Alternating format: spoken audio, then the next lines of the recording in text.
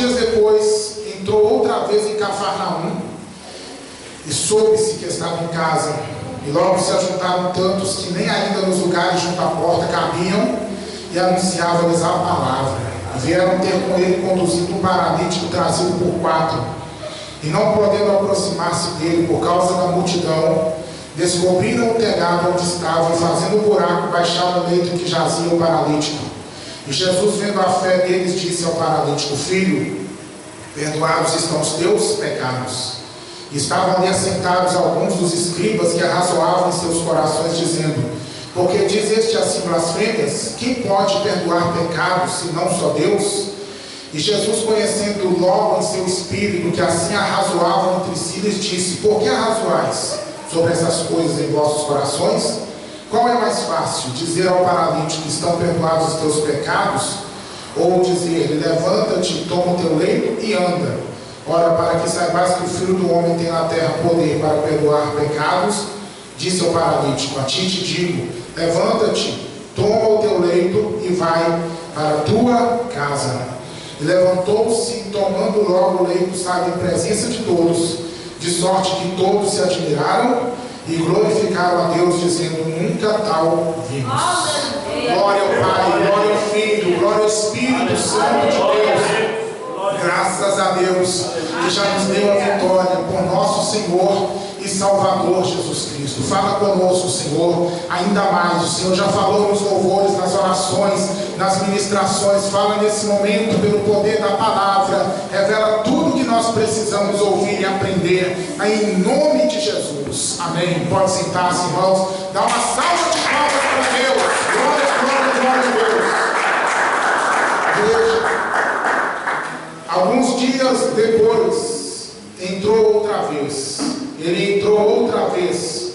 Quando fala que foi outra vez, é porque ele já tinha entrado antes em Cafarnaum. Nós vamos ver aqui que ele entrou antes, no capítulo 1.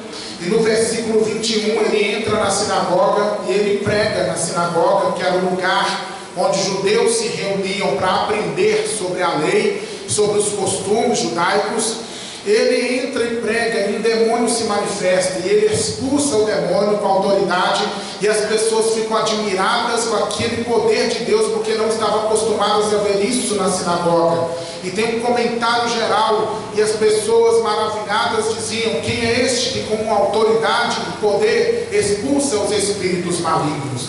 Mas não fica só nisso. Na mesma Cafarnaum, nesse mesmo tempo, ele vai à casa da sogra de Pedro. E quando ele chega ali, ele vai encontrar a mulher doente e vai curá-la. Ela se levanta do leito e ali um milagre aconteceu e vai alcançar toda a aldeia de Cafarnaum, porque as pessoas, ouvindo da bênção, estarão ali até de tarde para serem curadas, para serem libertas e abençoadas. Foi tremendo esse dia que Jesus esteve em Cafarnaum.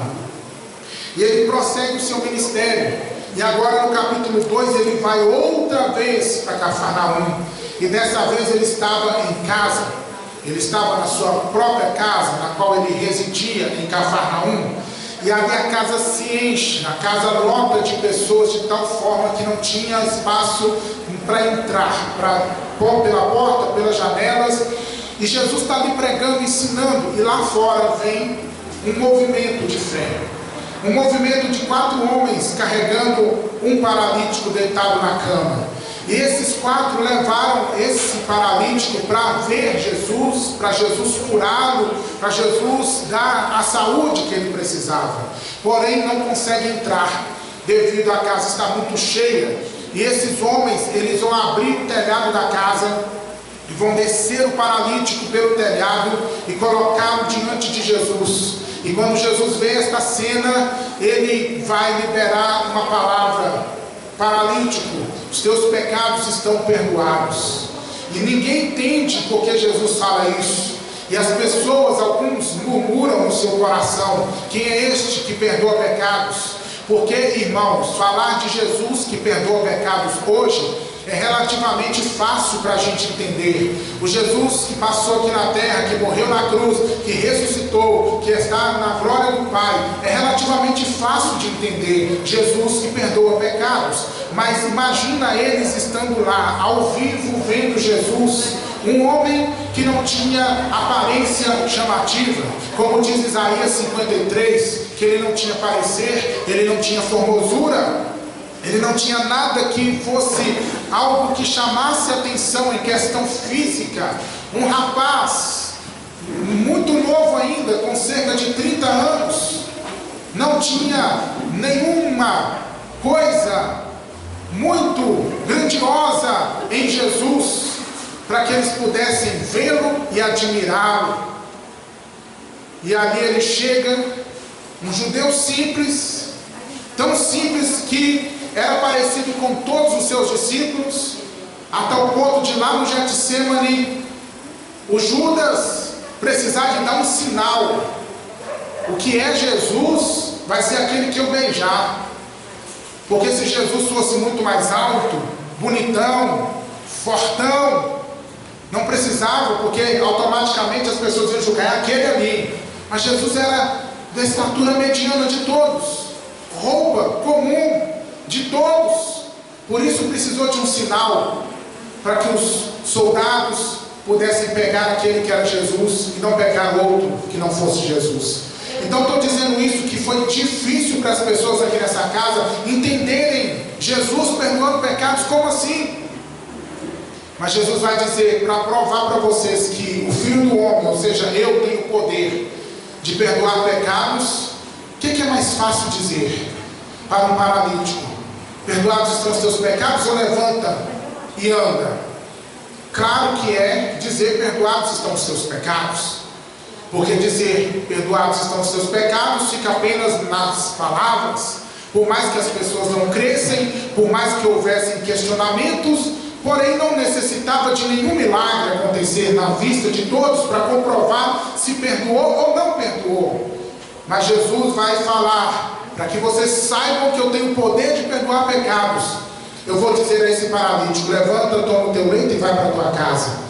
Em outras palavras, eu vou fazer o que é mais difícil, para mostrar para vocês que eu tenho poder perdoador. E então o paralítico se levanta no meio de todos e vai para sua casa com o leito nas costas, e as pessoas glorificam a Deus e recebem aquele milagre junto com o paralítico, glorificando o nome do Senhor. Igreja, essa mensagem é maravilhosa, porque ela tem aqui muitos pontos que trazem revelações para a minha vida e para a sua vida. E o primeiro grande ponto é que Jesus entrou outra vez em Cafarnaum e soube-se que estava em casa. Já era a segunda vez e as pessoas souberam que ele estava ali. Por quê? Por que souberam? Porque alguém contou. Alguém contou o que em Cafarnaum? Alguém contou que aquele Jesus que estava ali agora, que esteve antes, como eu disse aqui no capítulo 1, na sinagoga, libertando, na casa da sogra de Pedro, curando a vizinhança, a aldeia toda, esse mesmo Jesus agora volta em Cafarnaum. Então alguém conta, aquele que passou aqui, aquela outra vez, naquele tempo, e fez milagres e maravilhas, ele está de volta, ele está na casa, vamos lá. E é por isso que a casa lotou, porque houve um missionário, houve um testemunho evangelístico, de alguém que já tinha ouvido falar do que Jesus fez, ou até presenciado, e contou para as outras pessoas o que ele fez. Ele está aqui e fará de novo. Você está entendendo? Hebreus capítulo 13, versículo 8, que Jesus Cristo é o mesmo ontem, hoje e eternamente. Essa deve ser a nossa mensagem, igreja do Senhor.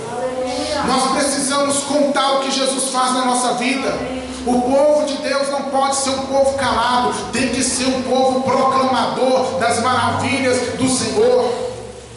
Foi para isso que eu nasci, que você nasceu, para sermos instrumentos da glória de Deus na face dessa terra, para sermos o resplendor da glória de Cristo, para manifestar ao mundo que Jesus está vivo, que Jesus é o mesmo que passou nas páginas sagradas e que Ele não mudou, Ele continua curando, libertando, salvando, transformando, fazendo novas histórias, trazendo esperança para o desesperançado, levantando o caído. Aleluia! Você tem essa mensagem. Você conhece pela Bíblia, e eu tenho certeza de que algo de Deus você já viu acontecendo. aos seus próprios olhos, na sua vida, na vida de alguém. Então pega esse testemunho bíblico, pega esse testemunho de vida e começa a contar para as pessoas, porque há muitos nesse mundo que não conhecem que Jesus está na casa. Tem muitos que não sabem que Jesus está na casa. Para muita gente aqui é apenas uma religião, para muita gente aqui é apenas mais uma igreja, é apenas mais um pastor, é apenas mais um lugar. Tem muita gente que não sabe que aqui Deus revela, que aqui Jesus cura, que aqui Jesus liberta, que aqui Ele abre portas, que aqui Ele transforma. Mas se eu e você abrimos a nossa boca e falarmos para os nossos vizinhos, para os nossos amigos, para os nossos parentes, para o pessoal do trabalho, para o pessoal do bairro, eles também vão saber e vão ser direcionados para onde Jesus opera. Abre a tua boca e proclama o Evangelho. Você não precisa saber pregar com o microfone, você precisa apenas falar de quem Jesus é para a sua vida e de quem Jesus é para a vida do outro também. Aleluia. Eu falei no novo museu ontem que o crente precisa ser fofoqueiro, ungido, porque fofoca é uma coisa miserável, fofoca é uma coisa que não pode estar na nossa boca, fofoca é uma coisa do diabo. Mas tem um tipo de fofoca que a gente tem que falar, meus irmãos, da vida do outro. É bênção. Quando você vê o outro sendo abençoado, fala da vida dele. Fala, olha, tem um irmão lá na igreja que chegou assim, assim, assim, assim, e hoje ele está mudado. Olha, você está sabendo de fulano? Você está sabendo de ciclano? O quê? O que aconteceu? O que aconteceu é que ele era cego e agora ele está vendo. O que aconteceu é que ele era paralítico da vida e agora está vendo. O que aconteceu é que ele era perdido e hoje ele foi encontrado. O que aconteceu é que ele estava desviado e hoje ele reencontrou-se com Jesus. O que aconteceu é que ele estava morto e reviveu. Aleluia. Essa fofoca, irmão, você pode falar. Conta a bênção de todo mundo, irmão. Leva para a sua família, leva para a sua casa, conta os testemunhos da vida do outro e da sua vida também, em nome de Jesus. Amém? A casa se encheu é porque houve testemunhos. E aí lá fora vieram ter 4 trazendo um paralítico. Irmãos, esses 4 homens aqui, eles me impactam de uma forma muito extraordinária. E a palavra de Deus é tão linda, tão maravilhosa, que ela traz impactos tão grandiosos de pessoas que nem tem o nome registrado aqui, de anônimos. Anônimos que fizeram história, anônimos que transformaram vidas, anônimos que viveram o sobrenatural e que ficaram as suas histórias registradas para ser um testemunho para nós hoje, mais de 2000 anos depois. Esses 4 homens, não sei o nome deles, mas eles fizeram aqui ações que impactam, que transformam a minha vida, e eu sei que vai transformar a sua também. Veja só, eles se juntaram para levar um paralítico até Jesus. Nós precisamos falar de Jesus, mas tem situações que somente falar não vai resolver, porque tem gente que está tão presa, tão destruída, tão derrotada. Tem gente, irmãos, que está tão algemada pelas trevas, tão caída nas situações, que mesmo ouvindo e crendo, não terão forças de caminhar até Jesus. E aí é que entra os quatro.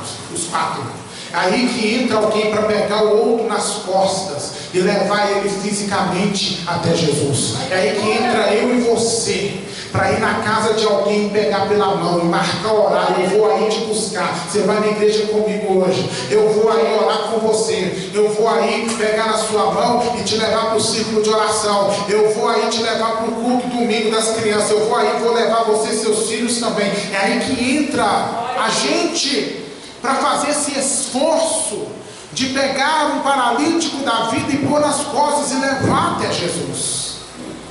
Eu te pergunto, você está disposto a fazer isso por alguém? Está disposto a fazer isso por alguém da sua família, alguém dos seus amigos, alguém dos seus parentes, dos seus vizinhos? Nós precisamos estar dispostos a não pensar só em nós mesmos, mas olhar ao redor e ver que tem muita gente paralítica ao nosso redor. Muita gente caída na droga, na prostituição, na feitiçaria. muita gente derrotada espiritualmente, financeiramente, se acabando num leito de uma vida derrotada, fracassada, e não consegue se erguer, a não ser que a gente pega mesmo nas costas e coloca até os pés de Jesus. Vivemos hoje uma geração muito estranha, onde pouco se esforça pelo próximo. Não estou falando que não tem esforço, estou dizendo que é pouco diante do tempo passado, o qual eu vivi na minha infância e na minha adolescência. Tempo onde o meu pai era que num Fiat 147, ele lotava o carro, e ele nem participava dos cultos direito, porque ele ficava só fazendo viagem. Ele ia para esses bairros aí, e levava paralítico, endemoniado, doentes, e deixava lá na igreja dos cultos. Levava, depois levava para casa. Eu lembro que a minha mãe e a minha irmã, a mais novinha não tinha nascido ainda, nós saímos da igreja bem tarde, porque a gente ficava lá esperando meu pai ir levar o pessoal em casa e voltar. Um Fiat pequenininho, quadradinho, 147, cheio de problema, que até parava na rua e a gente precisava empurrar e chamar irmão que estava passando na rua para ajudar a gente.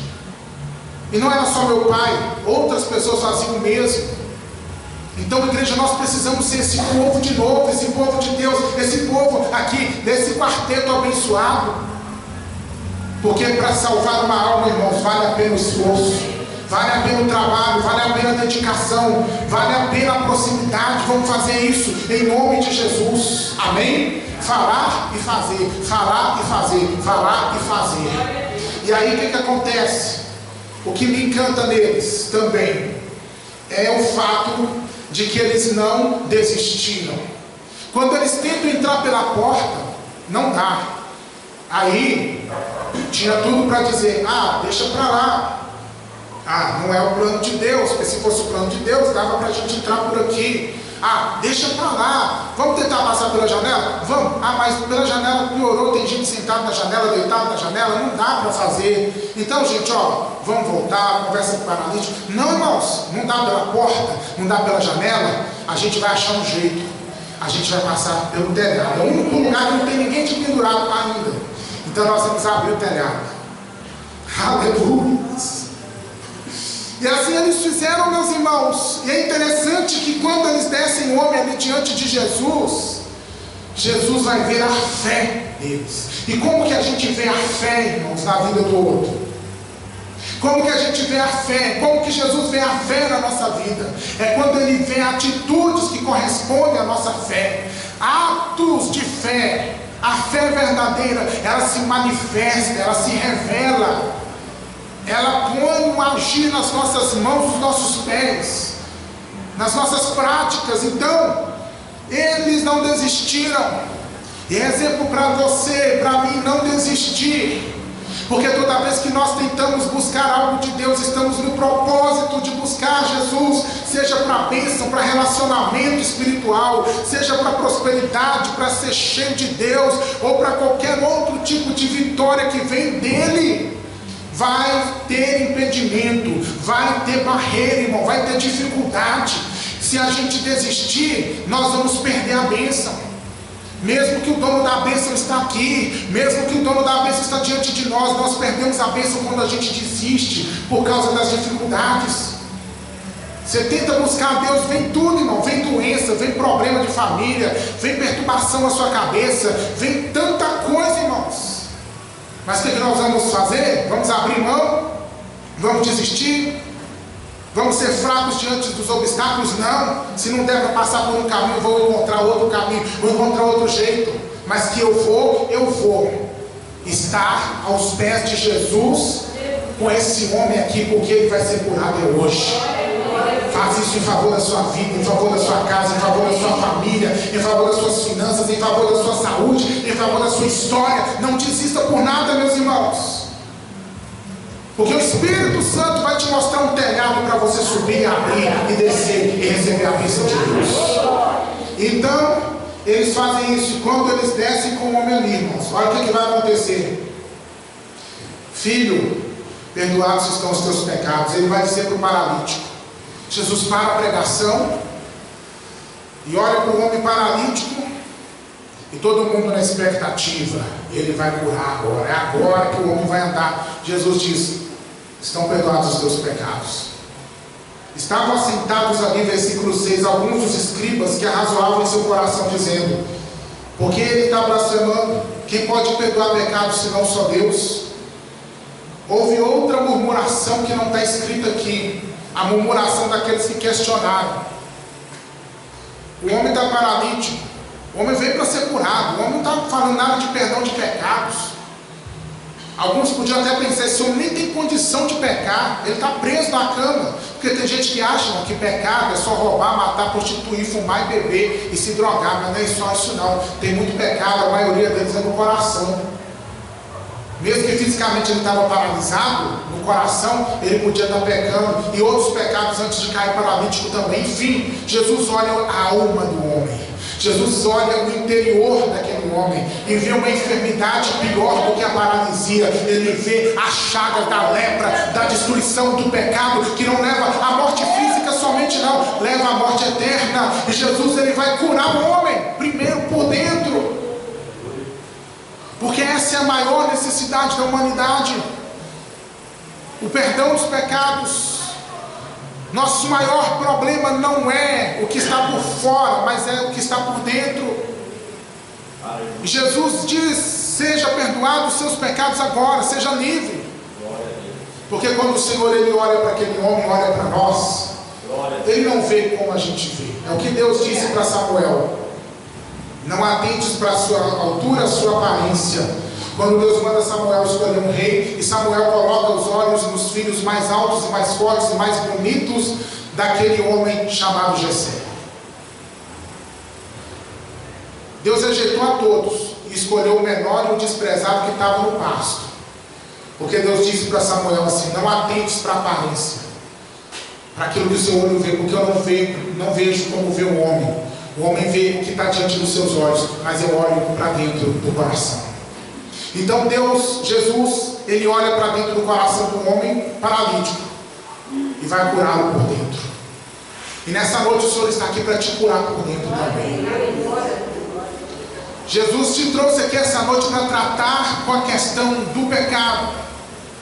Se tem alguém aqui que está com pecados não confessados, pecados não arrependidos e não deixados, seja qual for o tipo do seu pecado, Jesus está aqui hoje para te perdoar, para tocar no seu interior, para te dar a maior bênção desse culto, que é você sair daqui livre, liberto dos seus pecados, livre, liberto das suas chagas internas.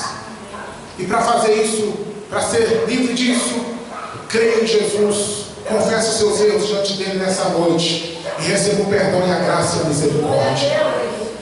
Tem muitas pessoas que às vezes são convidadas para um culto e chegam num culto e ouvem tudo que ouve é salvação, perdão e graça e misericórdia, e sai falando mal do culto, e sai dizendo: eu fui na igreja, Deus não operou, eu fui na igreja, Deus não falou comigo. Falou e quis curar e operar, mas o nosso foco às vezes está voltado para o material demais, para a terra demais, está voltado demais para aquilo que para Deus não é uma prioridade. Não estou dizendo que Deus não se preocupa, estou dizendo que não é prioridade. Prioridade de Deus é que as nossas almas sejam salvas, e Ele vai tratar isso primeiro na vida do paralítico. E aí Jesus vai dizer para aqueles murmuradores e para todos, qual é mais fácil? Porque vocês murmuram, qual é mais fácil? Dizer ao paralítico: estão perdoados os teus pecados? Ou dizer: levanta-te, toma o teu leito e anda? Para que saibais que o Filho do Homem tem na terra poder para perdoar os pecados, disse ao paralítico: a ti te digo, levanta-te, toma a tua cama e vai para a tua casa. Para que vocês creiam que eu perdoo o pecado desse homem, eu vou fazer o que é mais difícil. Eu vou ordenar que ele seja curado na frente de vocês, para que vocês saibam que eu estou perdoando os pecados dele. Jesus vai curar o paralítico por dois motivos. Primeiramente, para mostrar o seu poder perdoador. A cura era o sinal externo, a cura externa era o sinal da cura interna.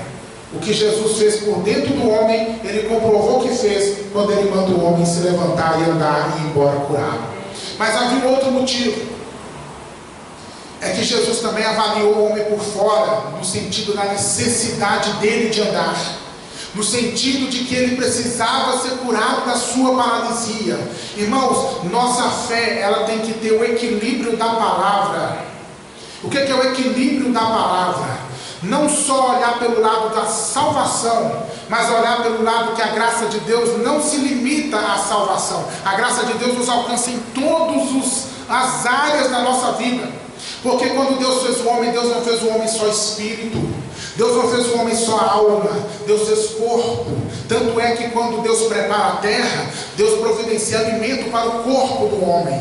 Deus alimentava espiritualmente o homem a cada viração do dia, mas Ele deixou árvores de vários frutos no jardim para alimentar a carne do homem, porque o homem também precisa comer, beber, vestir e viver nessa terra. E Deus sabe que nós precisamos. E quando Jesus, Ele olha para aquele paralítico, Ele vê a situação por dentro, mas Ele não deixou de cuidar da situação por fora. Deixa eu dizer para você, nessa noite o Senhor está vendo quem está doente aqui no corpo. Ele está contemplando a sua necessidade financeira, o seu problema dentro de casa, a sua situação familiar, qualquer coisa dessa vida que seja um problema para você. Deixa eu te dizer que aquele que perdoa pecados e resolve o maior problema que nós temos, Ele também tem poder para resolver qualquer outra dificuldade que você esteja passando nessa noite. Então levante a sua mão e diga comigo: eu creio, Senhor, que o teu poder sarador, o teu poder curador está agindo dentro de mim,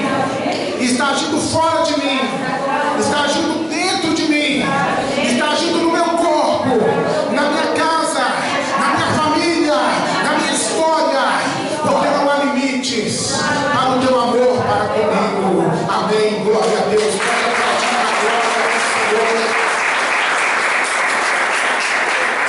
A bênção de Deus, ela é completa, ela é boa, ela é perfeita, ela é agradável, porque essa é a vontade de Deus. Oriande Labaia, como Romanos capítulo 12, versículo 2. Boa, perfeita e agradável. E aí aquele homem se levanta e ele vai pegar o leito e vai para casa, como Jesus havia falado para ele. A ti te digo, levanta-te, levanta-te. Tome uma atitude diante do teu milagre. Tome uma atitude de receber e viver. Responda aquilo que Deus propõe para você. É assim que a gente tem que fazer diante de cada mensagem, diante de cada palavra. É dar uma resposta positiva. Senhor, eu aceito. Senhor, eu creio. Senhor, eu vou viver essa realidade. O homem recebe a graça de ser curado, mas Jesus diz: é você agora que tem que se levantar. Quem crê que foi curado, é paralítico, então levante-se. Se você crê de verdade, agora tome atitude, se levante, viva a sua vida.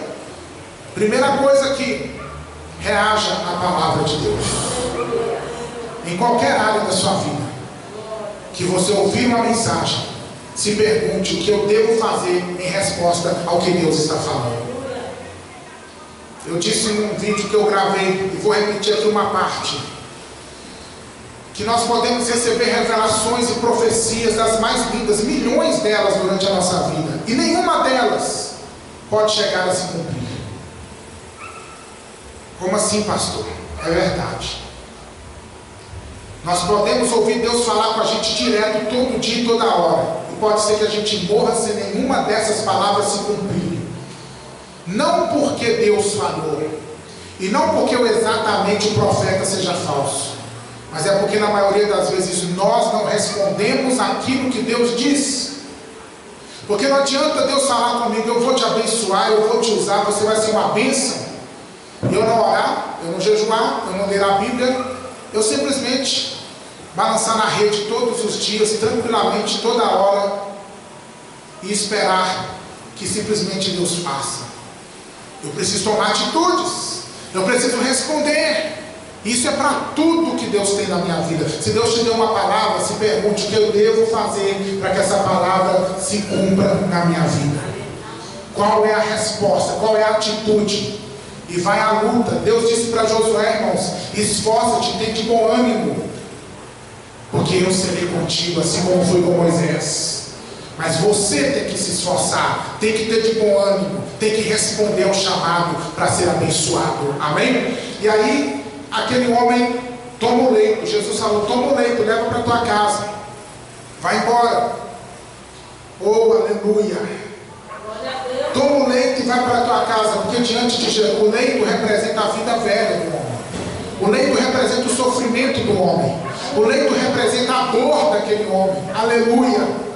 Por que Jesus fala: leva o leito? Porque diante de Jesus não pode ficar a vida velha, não prevalece a dor e o sofrimento vai embora. Amém? É um símbolo. E aí tem outro significado. O leito é um chamado à recordação para aquele homem. Ele depois ia se desfazer desse leito lá para fora, mas durante a caminhada da casa onde Jesus estava até a casa dele, ele tinha que ir levando o leito para ele refletir a grandeza do que Deus fez, de onde Deus tirou ele e aonde Deus agora estava colocando numa vida de liberdade, independência e de saúde. Quando ele levava aquele leito, irmãos, ele foi sentindo o cheiro da urina, do suor, das fezes, de tudo que ele depositava naquele leito durante o tempo da sua enfermidade, o cheiro de pus das suas feridas, porque você sabe que quando a pessoa fica muito tempo deitada, muitos meses, começa a dar ferida no corpo. Aquele homem foi sentindo o cheiro disso tudo, do suor, o cheiro da poeira, foi sentindo o cheiro disso tudo, e o cheiro é uma das coisas que mais chamam a nossa memória. Quando ele sentiu o cheiro, ele se lembrava das noites, dos dias que ele chorou ali, que ele sofreu ali, que ele padeceu ali, e agora ele estava livre, agora ele estava liberto, agora ele estava abençoado, agora ele sabia que não ia mais chorar naquele leito, que não ia ter mais dor naquele leito, que não ia fazer mais das suas necessidades naquele leito. Agora ele sabia que a vida dele seria diferente para melhor. Isso para que ele nunca se esquecesse de que Jesus tirou ele do leito. Isso é uma mensagem para mim e para você: nunca se esqueça de onde Deus te tirou. Não seja ingrato com aquilo que Deus faz na sua vida. Eu conheço muitas histórias de gente que chegou na presença de Deus no zero, abaixo de zero, derrotado, fracassado, miserável, e Jesus pegou e mudou toda a realidade. E quando a pessoa já estava bem firme na vida, estruturado, equilibrado, abençoado em todos os sentidos, o que fez foi virar as costas para Jesus e viver a vida mundana. Ingratos ao amor de Deus, à graça. Nem estou falando ao meu respeito, irmão, a respeito da igreja não, porque aí a história multiplica mais ainda. Estou falando a respeito diretamente de Jesus. Ingratos porque não souberam valorizar o que Jesus fez, de onde Jesus tirou e onde Jesus colocou. Não seja ingrato. Não seja ingrato. É por isso que Jesus manda o homem levando o leito. Vai levando, vai pensando, vai carregando, vai lembrando, para você nunca se esquecer. E terceiro motivo: primeiro, símbolo; segundo, reflexão; terceiro, testemunho.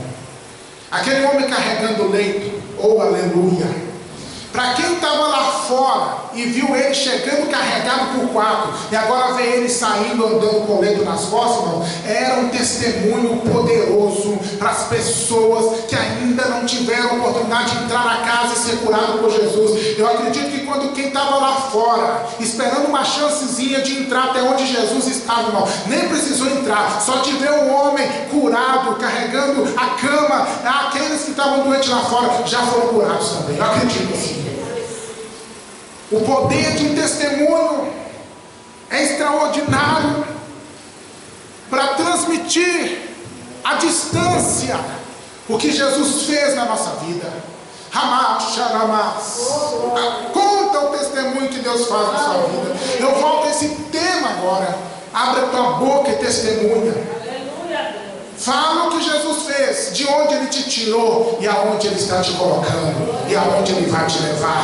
Aleluia! Era um testemunho para quem estava lá fora e viu Ele chegando. Era um testemunho também para quem não o conhecia, porque na medida que ele vai se afastando da casa, a multidão que estava ali perto, a multidão que viu, vai ficando para trás, ele vai indo ao caminho, encontrando com outras pessoas, que vão olhar para ele e falar assim: que cama é essa? Por que você está carregando essa cama, rapaz? Você precisa de ajuda?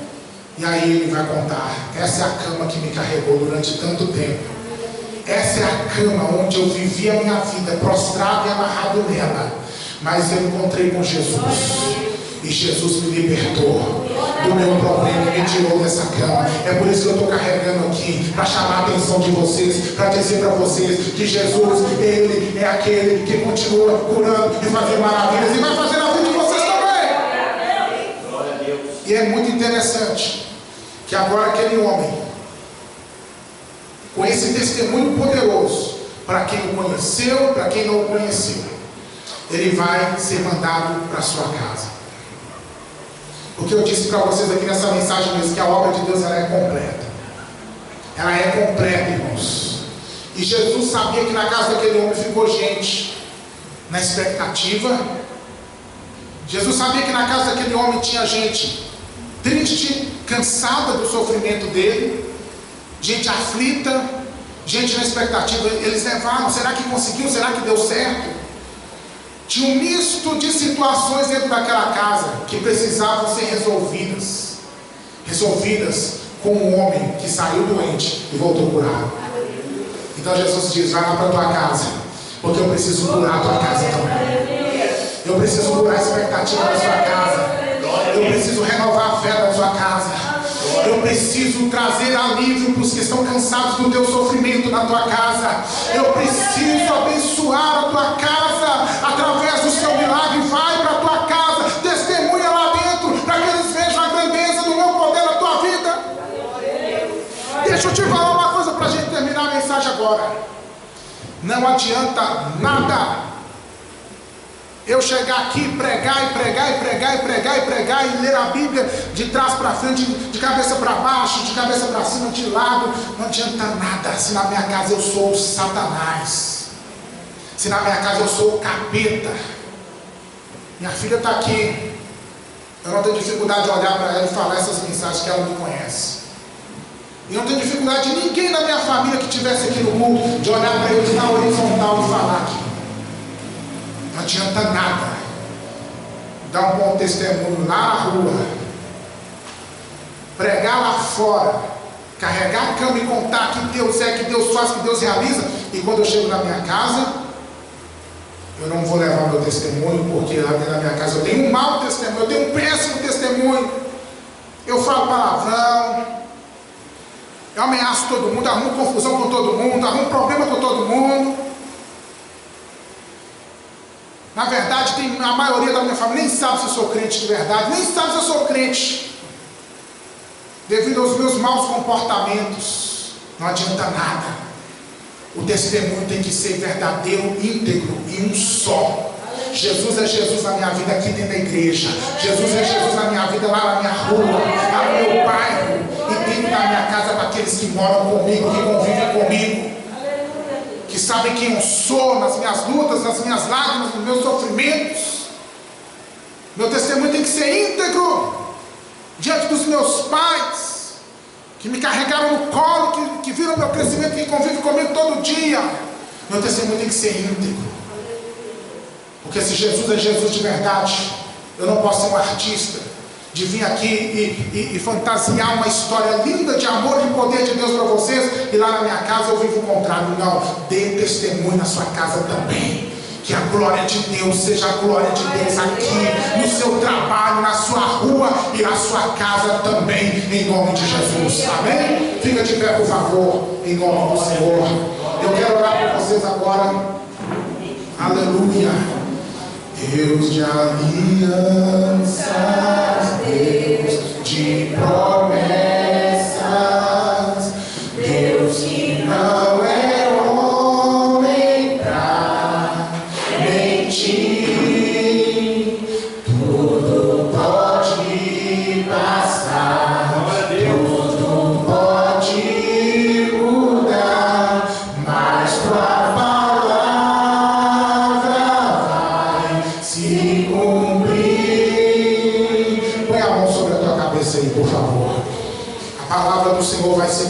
cumprir. Tudo que Deus falou aqui nessa mensagem vai se cumprir na nossa vida. Senhor meu Deus, Senhor meu Pai, eu oro agora com o teu povo que precisa, Senhor, da manifestação da tua palavra.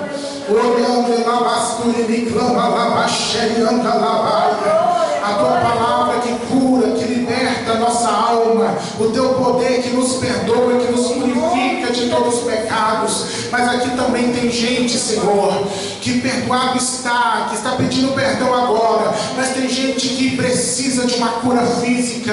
Então libera, Senhor, os teus milagres, libera a saúde, libera a cura, Senhor, para todos que estão enfermos aqui agora, em nome de Jesus. Saia desse corpo todo tipo de enfermidade, toda enfermidade causada por demônios, por encostos, por espíritos malignos. Saia desse corpo agora. Toda doença que foi jogada com macumba, com encantamento, com feitiçaria, em nome de Jesus, agora saia dessa vida, saia dessa casa. Espírito de enfermidade, espírito de doença, em nome de Jesus, vai queimando, Senhor, tudo aquilo que tem trazido a paralisia da vida, aquilo que tem impedido essa pessoa de vencer, que tem impedido essa pessoa de prosperar. Liberta do leito do vício, do leito da enfermidade, do leito da miséria, do leito da depressão. Liberta, Senhor, agora eu te peço, libera o teu poder, Jesus, e levanta os paralíticos,